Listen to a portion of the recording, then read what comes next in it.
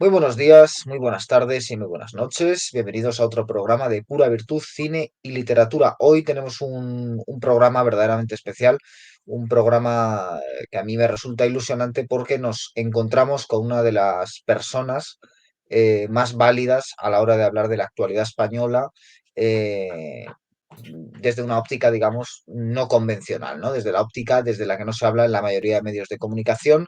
Estoy hablando de nuestro invitado de hoy, que es Javier Barraicoa, que bueno, ha publicado ya una vastísima obra que es bastante incomparable en el panorama intelectual español de nuestros días y que también tiene una gran cantidad de registros, pero digamos que detrás de cada uno de esos jalones que componen su obra hay una misma mirada que siempre se reconoce. Entonces, bueno, uno lleva muchos años aprendiendo de Javier Barraicoa y es un honor tenerle con nosotros en el programa y sobre todo cuando vamos a hablar de su último libro que trata sobre el protestantismo, que ha sido publicado en la editorial Almuzara, si no me equivoco, y que, bueno, promete ser un libro polémico en el mejor sentido de la palabra, ¿no? El Pólemos, padre de todas las cosas, un libro cargado de ideas fuertes y un libro que en cierto sentido, y con esto te hago la primera pregunta al darte la bienvenida y agradecerte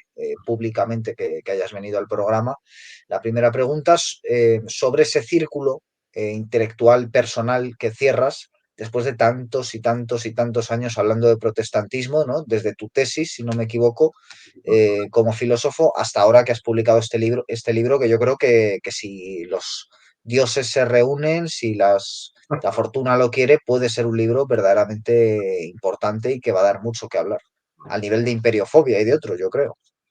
Pues muchas gracias, Guillermo. La verdad es que sí, cada libro tiene una historia propia, ¿no? Entonces, yo planteé mi tesis doctoral antes de la entrada en el milenio sobre el protestantismo en la génesis de la modernidad política. Entonces, era una tesis esencialmente filosófica, pero con el tiempo y reflexionando y acumulando, digamos, pues conocimientos, quería salvar esa distancia que tenemos en el imaginario colectivo, ¿no? de Lutero como único y gran padre del protestantismo, cosa que no fue así, con respecto y un gran salto, y ya en nuestro imaginario tenemos las sectas protestantes o grupos americanos protestantes, pero por medio hay toda una historia, hay una sociología, y yo quería pues intentar cubrir ese entramado de acontecimientos, darle sentido, intentar sintetizar en 300 páginas un fenómeno de 500 años, pero también ver cómo ha influido en nuestra época, en nuestra cultura, cómo nos ha llegado la influencia insospechada del protestantismo a través de su propia secularización y, bueno, cómo ha creado pues, esas categorías muchas veces de pensamiento en nosotros sin darnos cuenta. Has dicho ya solo con la primera intervención varias cuestiones que yo creo que si te explayaras en ellas ya nos daban para el programa, así que trataré de elegir, aunque me cueste, y voy a la más fácil, que es la génesis de la modernidad, que era algo que estaba en el título de tu tesis y que dices que, bueno, que es algo que compartes en este libro, pero que también has modificado yendo no solo a lo filosófico, al ámbito de las ideas, sino también al histórico. Tanto desde ese punto de vista histórico como desde el punto de vista filosófico, ¿por qué crees que es la génesis de la modernidad y qué es la modernidad en definitiva? Sí, bueno, esta es una señora pregunta. En la modernidad política podemos encontrar varias fuentes o eclosiones que darán lugar a corrientes ideológicas, ¿no? Desde el contractualismo, una de las más principales. Entonces, cuando analizo el contractualismo, pues analiza el contractualismo político de Rousseau, de Locke, etcétera.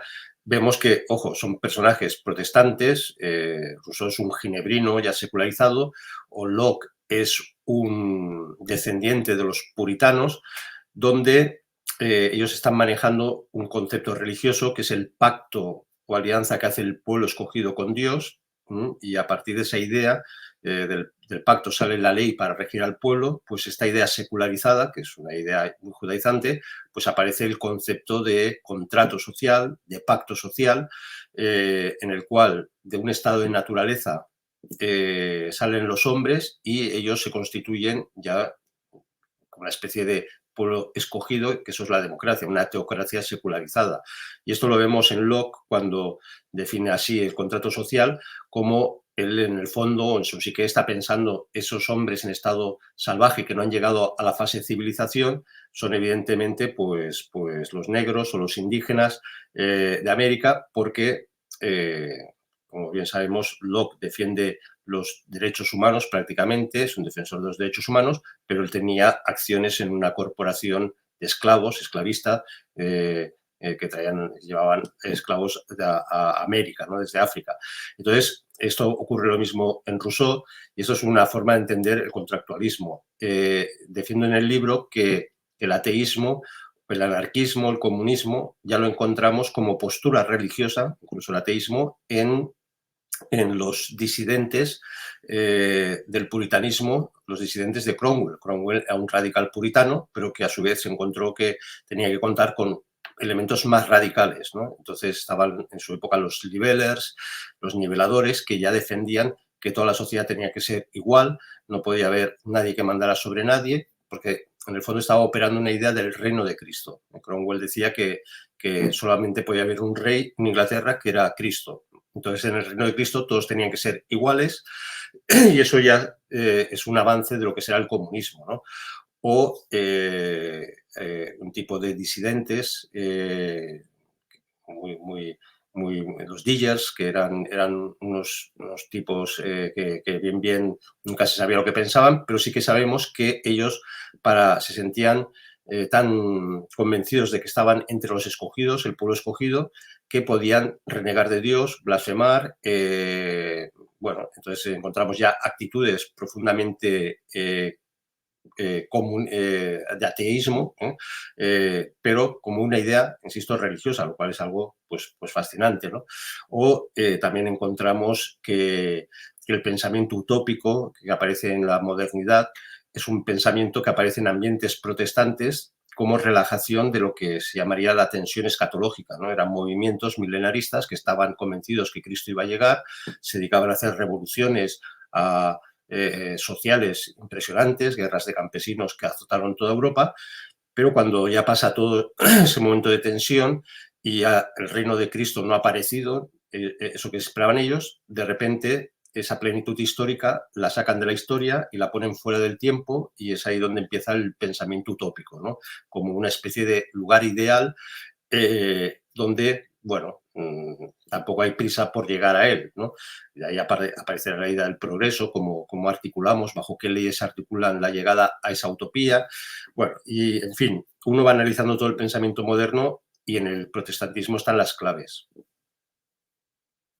Em, has citado a Rousseau, has citado a Locke, ¿no? Has señalado una contrariedad evidente entre la vida y la obra de Locke. Todos las tenemos, obviamente, pero en este caso demasiado flagrante como para pasarla por alto. Rousseau también se sabe que abandonó a sucesivos hijos, ¿no? Ese gran amante de la humanidad iba abandonando a sus hijos según nacían en hospicios, ¿no? Porque no quería hacerse cargo de ellos. Y tenemos así numerosos ejemplos, ¿no? Antes decías que Lutero no es el padre único del protestantismo, que yo creo que es un enfoque muy interesante, pero lo que sí está claro es que Lutero era un hombre también con importantes contradicciones, por decirlo suavemente, presentes en su vida. ¿Podríamos decir que todos estos padres del protestantismo o importantes adalides del protestantismo son, para empezar, sujetos un poquito peculiares, un poquito trastornados incluso en algunos casos? Sí, sí. De hecho, incluso historiadores del protestantismo, eh, incluso apologetas contra el protestantismo, como Jaime Balmes, siempre han atendido a esto, ¿no? Que la personalidad de estos personajes, valga la redundancia, tenía algo de histriónico, tenía algo de estrambótico, porque si no, tampoco se entendería esas convulsiones que provocaron, ¿no? Entonces, esto se ve muy bien en en Lutero, que era un hombre fanfarrón, era un sacerdote católico agustino, fraile agustino, que posiblemente entró en la orden porque había matado en duelo a un compañero porque le estaba estudiando leyes. Y pues, una forma de salirse de la jurisdicción civil y entrar en la jurisdicción religiosa, pues le permitía salvarse de un juicio, ¿no? Y entonces él era un hombre muy débil en sus pasiones, muy desordenadas, pero él digamos, constantemente lo reconocía. Y no solo eso, sino que intenta crear una teología que justifique que él puede pecar todo lo que quiera, pero que puede salvarse si, si con fe cree que Cristo le va a salvar, ¿no? Entonces, de ahí emerge una teología absolutamente nueva, una antropología absolutamente nueva, que se traduce en una consigna que él da a un amigo que dice, bueno, si tienes dudas que la fe te salva, entonces peca fuerte, ¿no? Y cuanto más peques y más fuerte peques, pues, y más convencido que estés que te vas a salvar, entonces estás en la buena línea, ¿no? Con Calvino pasará lo mismo. Calvino era una persona también sacerdote católico, apostasía, y era una persona que físicamente estaba destruida, estaba con todas las enfermedades, tisis, tenía hemorroides, tenía unas jaquecas terribles, reuma, bueno, de todo. Y entonces, curiosamente, toda su teología gira en torno a una antropología que es que no existe naturaleza humana porque el pecado la ha destruido, ¿no? Y a partir de ahí, viendo los personajes, viendo sus psicologías, viendo sus exageraciones, viendo sus histrionismos, pues se puede entender mucho mejor, ¿no? Jaime Balmes decía que basta para que aparezca un cisma, que aparezca una secta o una nueva creencia religiosa, basta que alguien cuente las cosas más inverosímiles y la revista de una falsa piedad, dice que enseguida tendrá seguidores y podrá fundar una secta, ¿no? Entonces, un poco yo creo que esto es lo que pasó en el mundo protestante, ¿no? Que piensa que la mayoría de esos fundadores, John Knox, que es el fundador de la Iglesia Reformada en Holanda, el propio Cromwell, que aparentemente era un personaje anodino, que de repente se convierte en un auténtico líder, ¿no? Hay algo raro entre estos personajes y yo intento esbozar un poquito estas personalidades en el libro para también descubrir que muchas veces las cosas personales explican las cosas ideológicas. De nuevo, has mencionado un montón de asuntos interesantísimos, pero antes de pasar a dos cuestiones gordas que salen de las palabras que acabas de decir, quisiera comentarte, dado que has citado a Balmes, que es un pensador que tú conoces muy bien, que has trabajado como pocos entre nuestros contemporáneos, quisiera preguntarte por una cuestión que mencionas en un artículo de hace años sobre Balmes, que recomiendo a todo el mundo, donde hablas de la polémica entre Jaime Balmes y François Guissot, creo que se pronuncia así. No sé si nos puedes hablar un poco de esta polémica y de por qué, a la hora de hablar de Balmes, de la crítica que Balmes hace al protestantismo, esta polémica, que hoy creo que no es muy conocida, yo la descubrí por ti, resulta tan relevante. Sí, porque de hecho la obra, a mi entender, más madura de Balmes es el protestantismo comparado con el catolicismo. Y esta obra, que es impresionante, porque ahí Balmes desborda conocimiento y es una apologeta como poco sabido, pues esta obra es una contestación a la civilización europea de Guissot. Guissot, para entendernos, fue ministro de Finanzas cuando después de la Revolución Francesa hay una restauración borbónica, luego hay una revolución liberal que tumba a los Borbones y entran los Orleans, Luis Felipe de Orleans, y pone como ministro de Finanzas a Guissot, que es un calvinista, ¿no? Y entonces Guissot escribe esta obra que viene a decir algo que ya se ha casi perpetuado en el imaginario colectivo, que es que el mundo o la Europa que más ha evolucionado económicamente es la protestante y que las zonas católicas son más pobres porque el catolicismo en sí mismo lleva una rémora que impide que las sociedades se desarrollen y progresen y evolucionen como lo han hecho las protestantes, ¿no? Entonces, claro, esto es una polémica impresionante.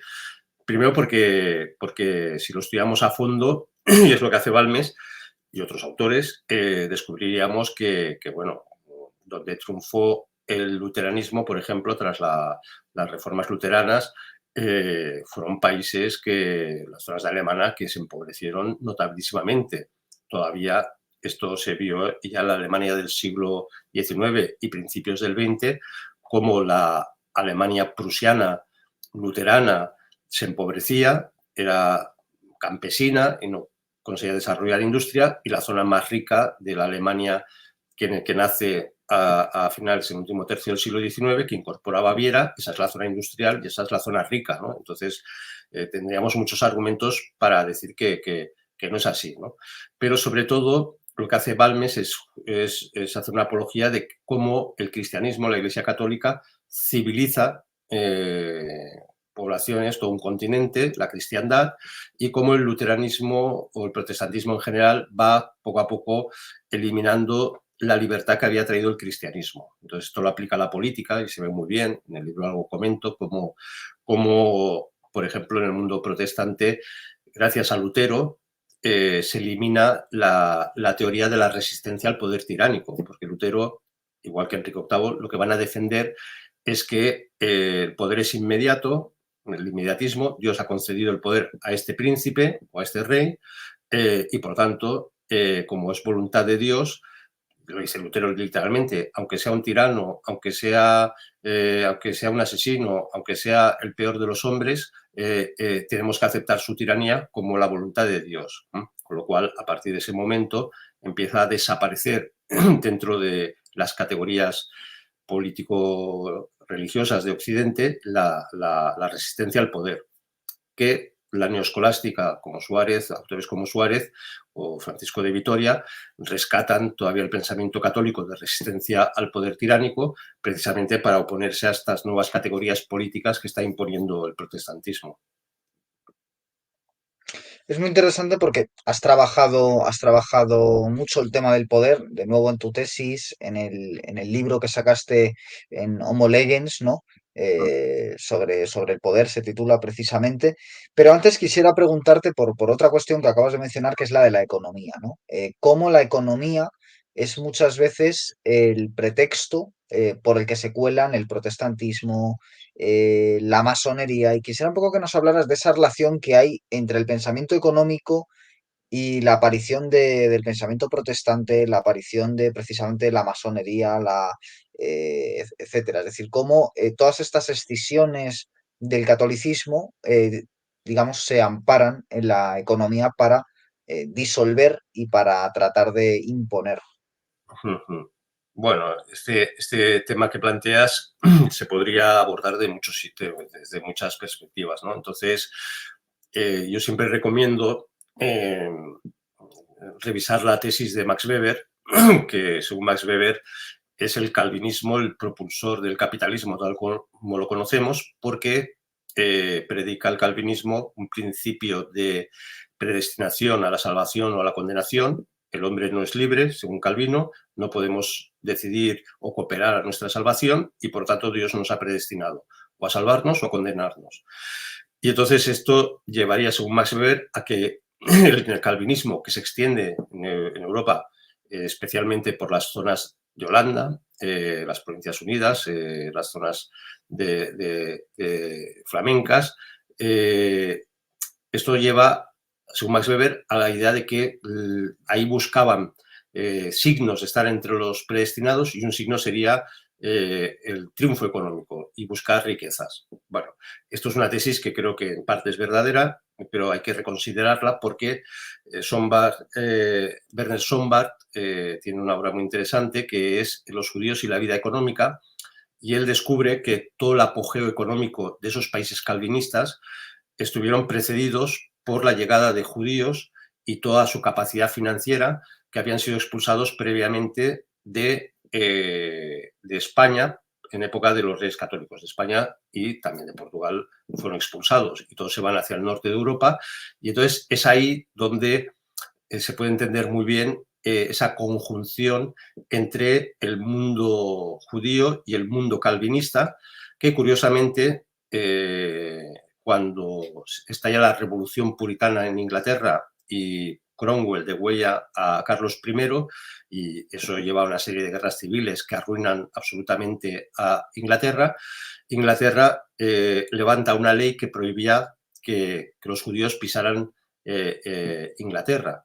Y entonces, a partir de ese momento, empiezan a llegar judíos de Holanda, y allí es donde hay esa extraña conjunción, donde aparecerá la masonería como una forma de judaización de lo gentil, digamos una extraña como pseudo religión, donde hay elementos de judaización y en combinación muy, muy perfecta con el mundo protestante, ¿no? Entonces, por eso, cuando uno va a Estados Unidos y ve que ahí la masonería y el protestantismo es algo perfectamente compatible, pues entiende que eso eran como eslabones de fuerzas que se van uniendo, porque también, como decía Jaime Balmes, lo que les une era el enemigo común, que era la Iglesia Católica.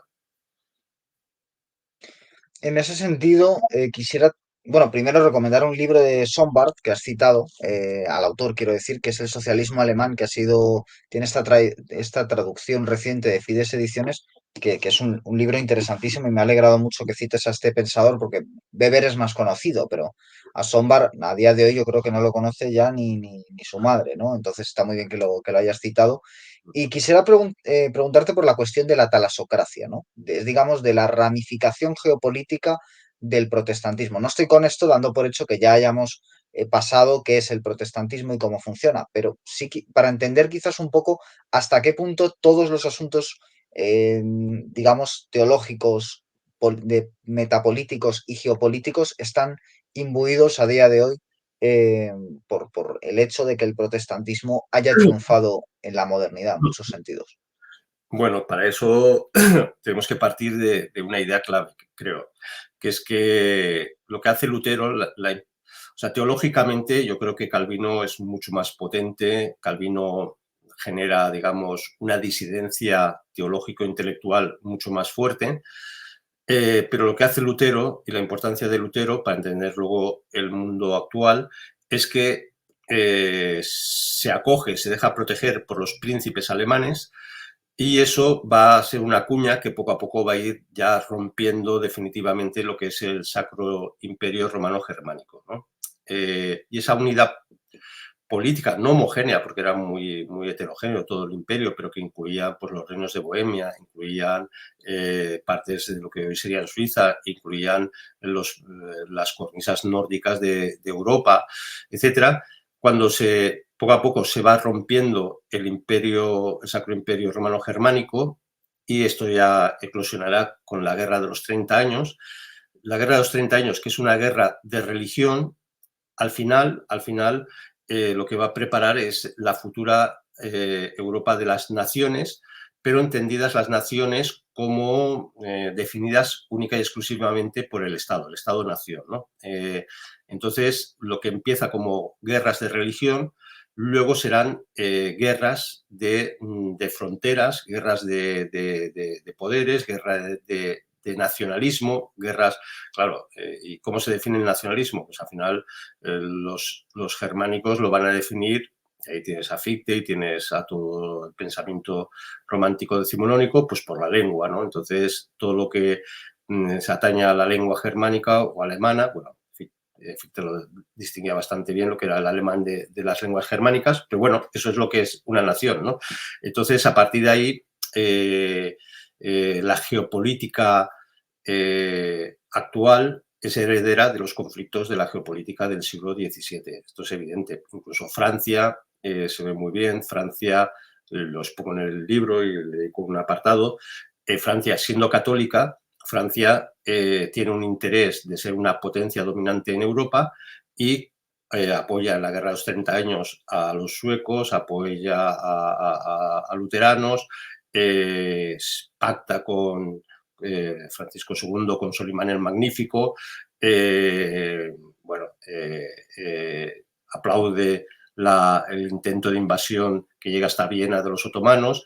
Entonces, uno dice, bueno, aquí ya no era un problema de religión, porque si fuera un problema de religión, Francia, que la monarquía era católica y había hecho 8 guerras contra los hugonotes franceses, que eran los calvinistas franceses, pues Francia teóricamente tendría que estar con España, tendría que estar en contra del musulmán, del otomano, y no es así. De hecho, Francia no participa en la guerra, en la batalla de Lepanto, porque es aliada del otomano. Y cuando España, junto con el papado, junto con las repúblicas italianas, destrozan la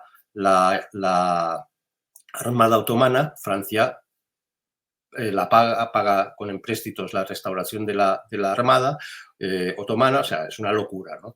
Entonces ya no estamos en lucha religiosa, sino que estamos en lucha de poder nación. Se está constituyendo lo que será la monarquía absoluta, las monarquías absolutas. Esto se ve muy bien también cuando el luteranismo se va expandiendo hacia el norte, hacia Escandinavia, donde encontramos que los reinos poco definidos, que eran Suecia, Dinamarca, luego posteriormente Finlandia, Noruega todavía no existía, era parte o de Dinamarca o de Suecia, se lo van repartiendo, pues estos reinos, que eran reinos donde la monarquía era una institución inestable, donde los reyes eran electivos, se elegían entre la nobleza, pues justo cuando llega el luteranismo empiezan a convertirse en monarquías absolutas, se convierten en monarquías hereditarias y además con excusa de religiosidad, de que estos nuevos reyes se hacen luteranos, pues en ese momento expropian todas las propiedades de la Iglesia y católica, y entonces pueden tener recursos suficientes para ir construyendo estos estados modernos, ¿no? Entonces uno ve los mapas de esas guerras religiosas y luego acaba descubriendo detrás pues la Europa actual. Digamos entonces que el protestantismo nace del fenómeno de la secularización, pero hay algo que has dicho en tu primera intervención y que ahora me ha parecido recordar un poco, que no sé si es correcto o no, que sería como que el nacionalismo es a su vez una secularización que se produce dentro de la secularización, ¿no? De forma que en el protestantismo nace como una fragmentación de algo que antes estaba unido a muchos niveles, a nivel social, a nivel político, a nivel geopolítico, y a su vez después esta fragmentación va teniendo como réplicas en su interior que va haciendo mayor la fragmentación ya de un mundo que es cada vez más protestante. No sé si esto lo compartes o quizás ha sido un juicio errado por mi parte. Bueno, una vez, no, está muy bien visto, porque una vez se ha creado un modelo, ¿no? Estado-nación, y además definido por la lengua, y a lo cual se añadirá posteriormente una definición casi racial. Esto una vez se ocurre, digamos, se cosifica en el siglo XIX y entonces podemos entender por qué la, la unificación de Alemania coincide prácticamente con la unificación italiana y cómo la unificación alemana es, como definen muchos autores, es el alma prusiana que domina zonas germánicas que no eran luteranas, ¿no? O como la unificación italiana solo tiene sentido como esa venganza perpetua una vez desaparece el Sacro Imperio Romano Germánico y queda en manos de los Austrias del Este, y en el siglo XIX todo el norte de Italia está dominado por el último imperio católico, que es el Imperio Austrohúngaro, la unificación de Italia es una ruptura del imperio austrohúngaro. Y el imperio austrohúngaro, cuando pierde el norte de Italia, lo que permite esa separación, esa ruptura, es que una monarquía, que son la de los Saboya, masónica, anticatólica, además de unas zonas donde tradicionalmente, esto es muy interesante, casi de forma telúrica, en el norte de Italia, ahí encontramos siempre las grandes herejías italianas, que son los valdenses, que son los dulcinianos, bueno, toda una serie, ahí siempre se concentraban en el norte de Italia. Y es en ese norte de Italia donde están las guerras de guelfos contra gibelinos. Bueno, todas esas tensiones se desaparecen cuando se unifica Italia y expropiando, por un lado, los estados pontificios y, por otro lado, acabando con el reino de Nápoles y dos Sicilias, que era, digamos, el bastión católico que, digamos, defendía que los estados pontificios, junto al Imperio Austrohúngaro, no cayeran en manos de los Saboya o, más allá de los Saboya, lo que venía detrás, que era ese mundo germánico ya protestantizado. Hay algo que me gusta mucho del subtítulo de tu libro, de tu último libro sobre el protestantismo, que es Historia oculta, ¿no? Y ese oculta me gusta mucho porque significa que hablas desde puntos de vista que normalmente se dejan fuera, ¿no? De estas temáticas, sobre todo en un mundo puramente académico, donde toda cuestión esotérica, relativa a sociedades secretas, relativa a los asuntos de la metapolítica, de la teología, se dejan de lado, ¿no? Y digo esto porque creo que es esencial, por lo menos desde mi punto de vista, entender hasta qué punto toda la modernidad en realidad no es otra cosa que un mundo antitradicional y por lo tanto el mundo protestante no es otra cosa que un mundo anticatólico, ¿no? Y quizás lo que también a veces se nos escapa entender es por qué hay ese odio contra el mundo tradicional o contra el mundo católico por parte de los modernos y de los protestantes.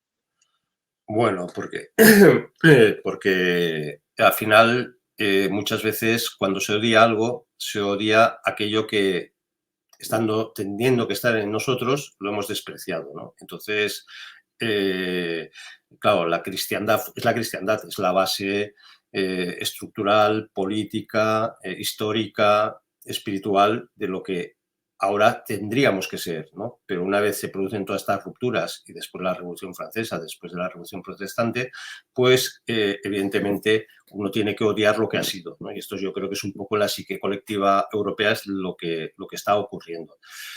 Un detalle que es curiosísimo, antes he comentado que los hugonotes son los calvinistas franceses, hubo 8 guerras hugonotas en Francia, donde hay un pulso entre un poder que se quiere imponer, que son los calvinistas, que llegan a dominar pues, auténticas partes de Francia, La Rochelle, fortalezas, la monarquía no podía con ellos.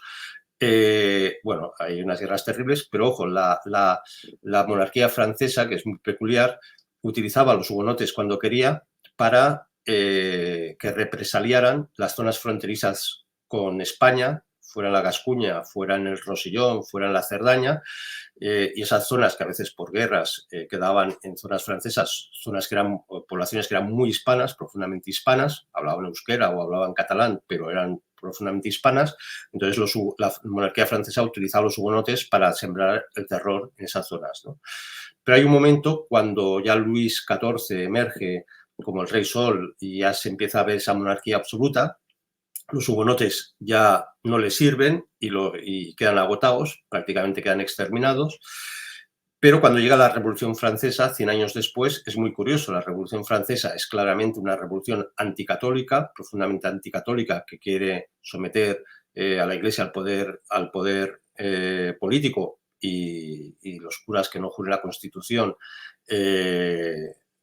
francesa son absolutamente perseguidos, pero curiosamente, cuando llega la República Francesa, se decreta libertad de cultos y se permiten a los hugonotes, ¿no? Se permite la práctica de los hugonotes, lo cual es curiosísimo, ¿no? Como se persigue a lo católico. Si realmente fuera un problema de conflicto Estado, espiritualidad, religión en abstracto, tendrían que perseguir a todo, pero se persigue solo a lo católico y, en cambio, se permite, curiosamente,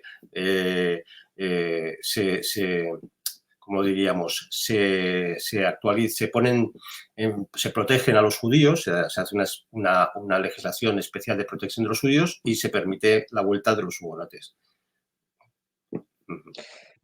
Quisiera, antes he dicho que he dejado dos asuntos colgando, ¿no? Que habías mencionado, porque eran, digamos, muy, muy importantes. Entonces, sé que quizás sintetizarlos sean más complicado y por eso te quiero invitar a que te tomes todo el tiempo que necesites para hablar de ellos. Uno es la cuestión de la antropología, ¿no? Hasta qué punto el protestantismo es un proyecto antropológico distinto al mundo con el que pretende romper. Y la otra, y si se te olvida, no te preocupes, hablando de una a la otra, no te preocupes porque te la recuerdo, es la de la técnica, ¿no? Porque has mencionado antes ese proyecto utópico Y entonces yo creo que no se puede desligar el protestantismo de todo este pensamiento científico técnico con autores como Isaac Newton, que además están entre la ciencia profana y la alquimia, siempre oscilando, etcétera. Entonces, ¿hasta qué punto estas dos cuestiones son nucleares en la cuestión protestante? Ahora la que no me acuerdo es la primera.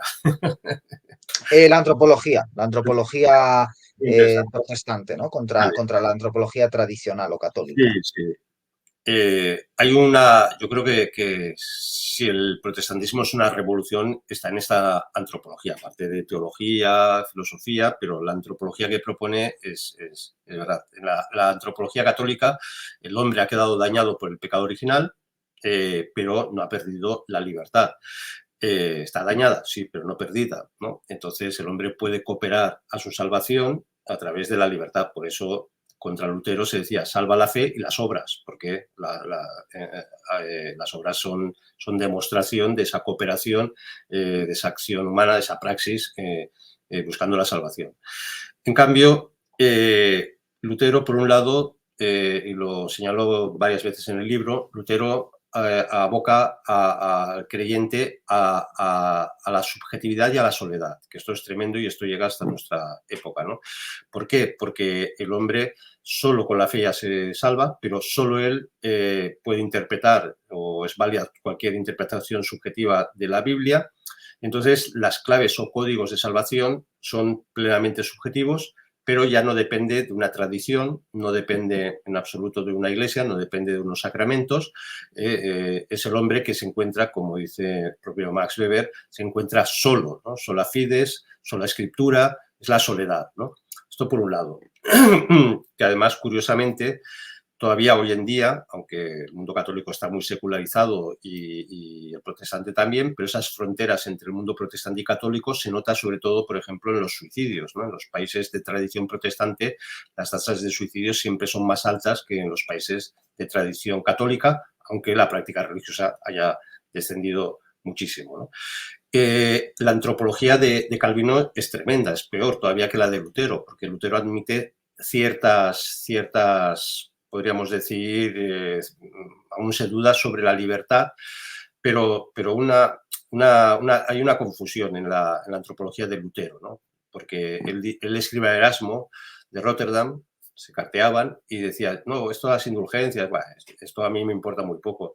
Yo lo que defiendo es el servo arbitrio, la libertad esclava, ¿no? Entonces, hace una discusión con San Agustín, que tiene una obra que es de el libre arbitrio, y él escribe servo arbitrio, la libertad esclava, porque está convencido que el hombre ya no es libre, pero digamos ese acto de fe, ese voluntarismo sustituye a la fe en el fondo, ¿no? Entonces esto es lo que abre una antropología también del voluntarismo propio de la cultura moderna, y eso siempre el protestantismo va jugando con una cosa y la contraria. Me explico, de esa antropología negativa, curiosamente, con los siglos ha aparecido la psicología positiva, ¿no? Esto es la obligatoriedad de sentirse felices, sentirse salvados, que esto es lo que le pasaba a las comunidades protestantes, ¿no? Las comunidades protestantes puritanas, por ejemplo, en Nueva Inglaterra, decían, bueno, nosotros somos la comunidad de los escogidos por Dios, ¿no? El resto, chusma, nosotros somos los escogidos, pero claro, si estás entre los escogidos, teóricamente no puedes pecar. Entonces, cuando encontraban que alguien cometía adulterio, ¿no? La famosa novela de la letra escarlata, ¿no? Entonces, si alguien ha cometido adulterio, ¿qué hacemos? Pues significaba que tú no estabas en la comunidad que tenías que estar, pues tenías que estar fuera, eras absolutamente expulsado, ¿no? En cambio, los salvados, o que se consideraban salvados, tenían que demostrar esa falsa alegría, esa especie de sentido de predestinados, de salvación, que a la larga, esto se ve muy bien en la cultura americana actual todavía, que es ese optimismo obligatorio, ¿no? Todo tiene que ser, tú hablas con un americano y todo es funny, pretty, wonderful, todo fantástico, maravilloso, entonces notas algo raro, ¿no? Que diciendo, bueno, es como si sintieran la obligación de demostrar que están en la mejor sociedad posible y entre los escogidos, ¿no?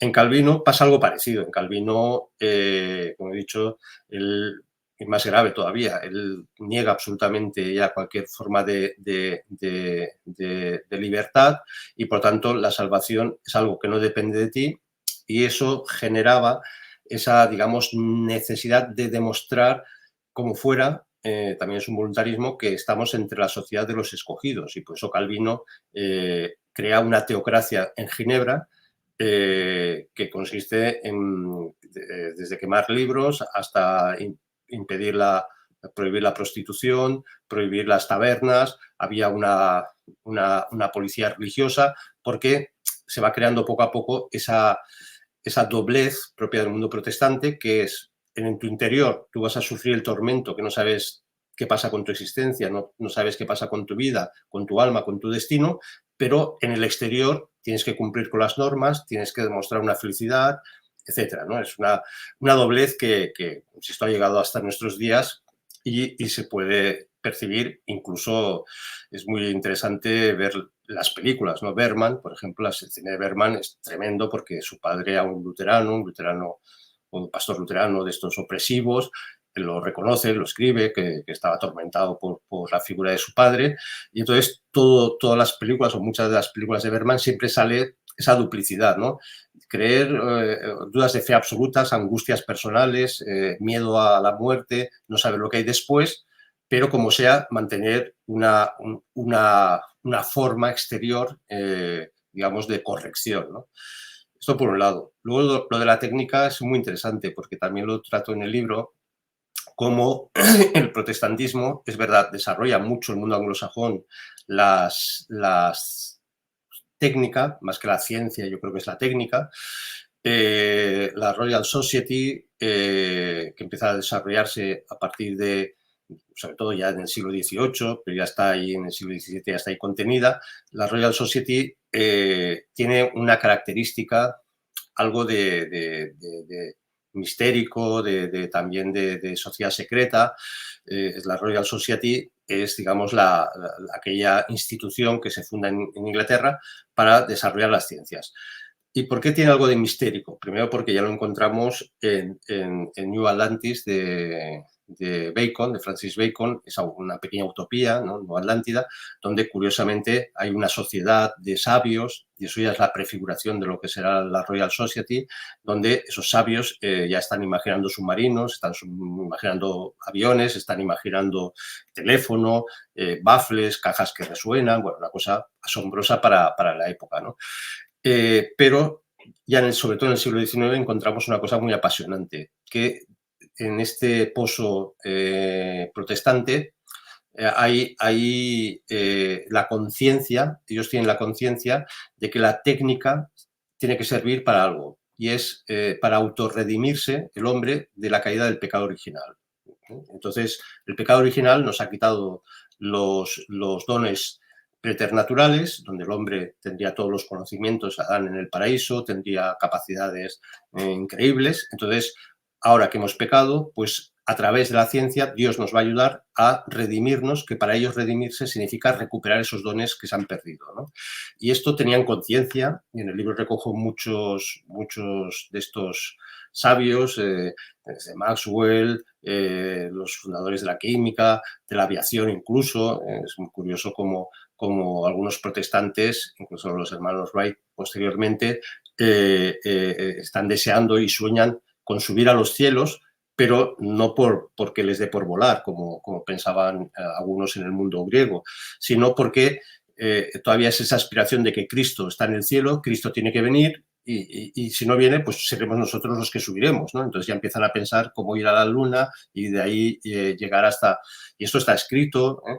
Hay una obra de David Noble que es muy interesante, que es la ciencia de la tecnología, la religión de la tecnología, que explica todo esto muy bien, ¿no? De cómo en el fondo hay este espíritu, y luego también, como en el mundo protestante siempre ha habido una tensión milenarista, ese esperar que venga Cristo, y el Apocalipsis va a cumplir. Has citado a Newton, y Newton tiene unas observaciones sobre el Apocalipsis, donde él intenta descubrir cuándo llegará Cristo. Bueno, de hecho, más de la mitad de las obras de Newton son teológicas, no tanto tiene las científicas, pero un porcentaje estaba muy obsesionado con el Apocalipsis, ¿no?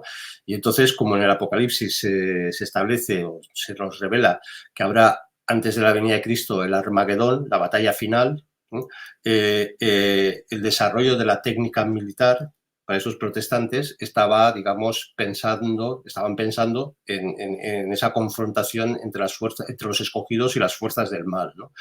Y esto yo creo que es muy interesante porque al final muchos logros humanos solamente se alcanzan si hay una sobreespiritualización detrás de ello, ¿no?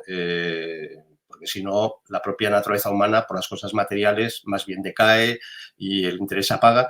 Entonces, los grandes saltos o revoluciones siempre tiene que haber algo espiritual. Y en otro orden de cosas, que igual complementa un poco esto, es cuando aparece la doctrina de el derecho divino de los reyes, el derecho divino de los reyes, que se nos achaca a los católicos los católicos, derecho divino de los reyes. No, esto es una cosa muy protestante, se ve mucho en la Inglaterra a partir del Enrique VIII, donde los teólogos teorizan sobre el derecho divino de los reyes, pero es porque los reyes, o Enrique VIII, asume esta teoría porque dice, para enfrentarse al Papa. Si el Papa es por derecho divino, yo también como rey soy de derecho divino. Entonces yo me puedo enfrentar al Papa porque ambos dos tenemos el mismo poder, ¿no? Es una sacralización del poder. Y esto yo creo que es muy interesante porque Max Stirner, el famoso anarquista, en el Único y su propiedad, esta obra, digamos, paradigmática del anarquismo, lo establece muy bien. Dice, el derecho divino de los reyes cayó con la Revolución Francesa, pero después de la Revolución Francesa se sustituyó a los reyes por el Parlamento y se instituyó el derecho divino de los parlamentos, ¿no? Que es la sacralización de la democracia, ¿no? Entonces, muchas veces pensamos la modernidad, el poder político, como una secularización, pero ojo, que la secularización necesita de una sacralización.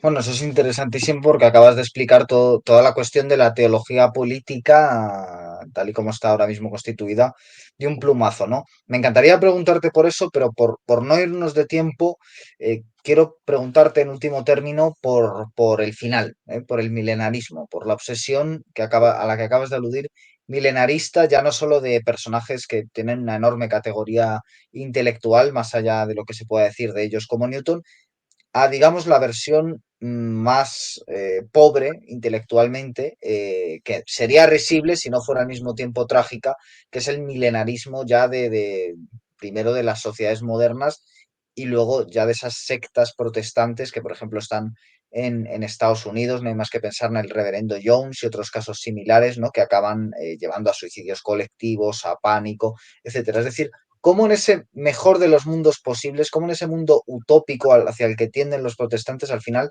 lo que se acaba consiguiendo es casi un anhelo disfrazado de temor por la llegada del fin de los tiempos, ¿no? Sí, sí.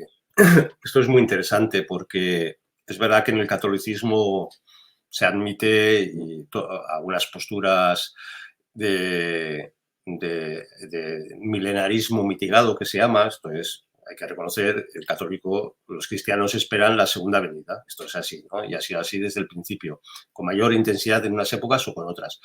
Pero es muy interesante lo que has dicho porque en ese milenarismo protestante, en el fondo, es un mecanismo de huida de una realidad social que no se soporta, ¿no? Entonces, en Estados Unidos, por ejemplo, en el siglo XIX encontramos una eclosión brutal de formas milenaristas que muchas veces nos dicen, no, es que en el año 1000 el temor al apocalipsis y el milenio y todo esto desató. Esto es falso, porque los movimientos milenaristas en Europa medievales o son antes del 1000 o son en el 1200, 1300, hay muchos. Bueno. En el mundo protestante, curiosamente, se dispara la tensión escatológica o el milenarismo. Y curiosamente, cuando nadie lo esperaba, en el siglo XIX, que dices, bueno, ya llega la modernidad, tenemos tecnología, el mundo norteamericano, eclosiona pues con William Miller, que digamos, bebe de un jesuita que era el padre Lacunza en Chile, y sus textos milenaristas son traducidos al inglés y ahí se expanden. Entonces él ya empieza en 1848 a profetizar, bueno, antes, que en 1848 se acabara el mundo, y cuando falla lo reinterpreta en 1849 y luego tal. Y después a ellos les siguen los movimientos de los adventistas del séptimo día, que también son profundamente milenaristas. Es una potentísima secta en Estados Unidos, en la cual ya encontramos, curiosamente, cosas que luego veremos en la posmodernidad, como las dietas veganas, todo esto, ya lo encontramos en ellos como, digamos, una purificación previa a la venida de nuestro Señor Jesucristo, es dejar de fumar, es no comer carne, todas estas cosas de esta cultura del cuerpo, de la corrección, de la pureza protestante, pero secularizada, que nos llega estas modas de Estados Unidos. Luego vendrán los testigos de Jehová, que vamos, años sí, años no, están profetizando el final de los tiempos, se equivocan, pero da igual, y la gente, la secta o los seguidores parece que ni se inmutan ante estos fracasos.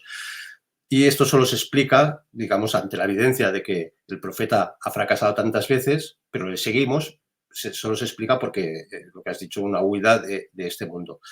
Y cuando analizamos el fenómeno de sectas destructivas, que son a partir ya del siglo XX, y además, curiosamente, contradicen la idea de progreso, ¿no? Está progresando el tiempo, está progresando teóricamente la humanidad y cada vez aparecen más sectas, ¿no? Entonces, esto significa que algo incomoda en la modernidad para que la gente se acoja a las sectas.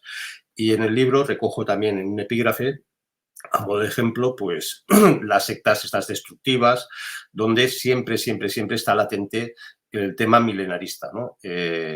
Incluso en Estados Unidos, digamos, ese humus de milenarismo ha llevado a la teoría o los seguidores del arrebatamiento o del rapto, ¿no? Donde cuando se hacen encuestas, pues el 30-40% de norteamericanos está convencido que se producirá el rapto, ¿no? Que es interpretando un oscuro pasaje de una carta de San Pablo, donde dice que serán arrebatados los escogidos.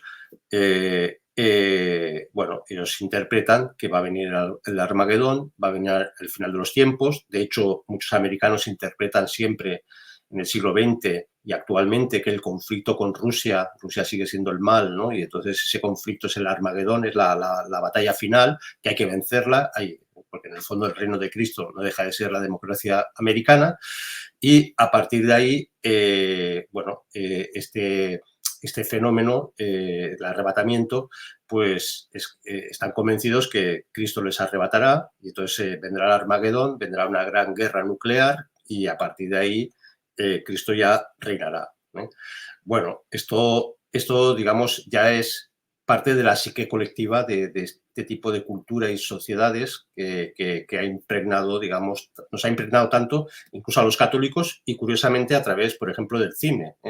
Hay estudios que han analizado cuántas películas hay con finales apocalípticos y recogen más de 300 películas en las últimas décadas, donde encontramos de forma secularizada el apocalipsis, ¿no? En forma de meteorito, de terremotos, de mareas, de desastres, y siempre al final una comunidad que tiene que salvarse, ¿no? Y entonces, esto es la lógica en el fondo secularizada, pero es la lógica del protestantismo.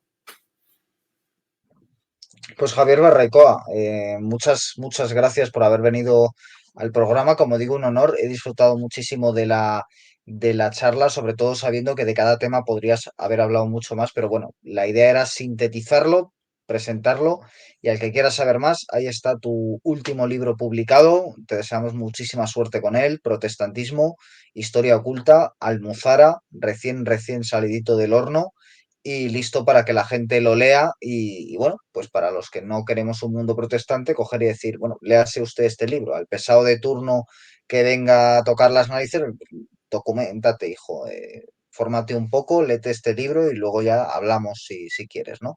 Viene muy bien que haya libros así, que son tanto libros de sapiencia como libros de combate, así que de verdad, un honor tenerte con nosotros y que mucha suerte con Muchas, este nuevo proyecto.